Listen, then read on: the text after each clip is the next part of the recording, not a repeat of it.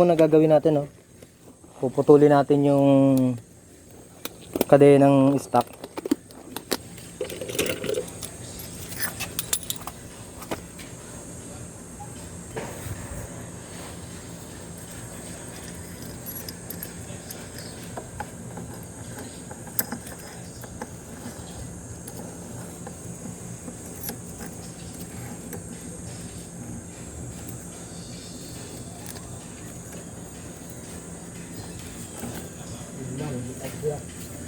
Ngaling Kuya Romeo, lalabas ka? Lalabas ka?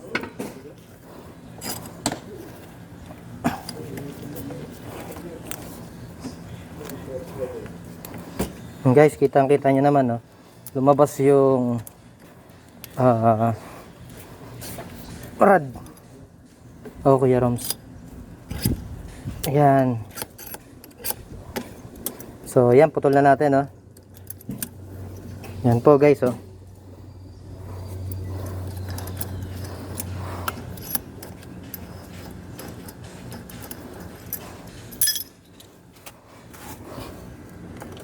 Yan. Easiest way para magkabit po nung kadena, no, guys. RK 428H KLO O-ring. O-ring type po yan, no, mga sir, mga ma'am. Yan.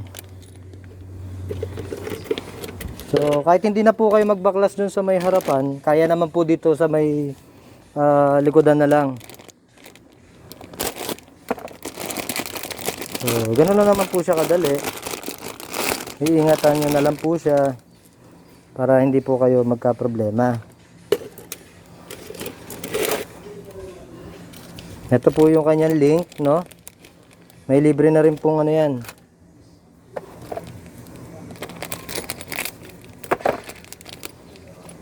Yung lock, O-rings. Yan. So, PPKM po muna natin kasi kailangan natin mailusot. Papasok sa loob. Yan. So, papasok nyo lang po yung isang yung link connector dun sa luma. Tapos papaganahin nyo po yan, no? Patakbuhin nyo yung pinaka-kadena. Yan. Hanggang makapasok po dun sa loob. Ayan, no?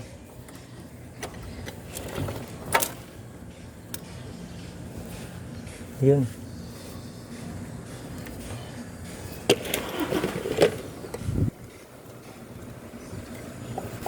Yun. Yun. Tapos i-connect po natin yan. So since hindi makapasok, no, kailangan natin mag-adjust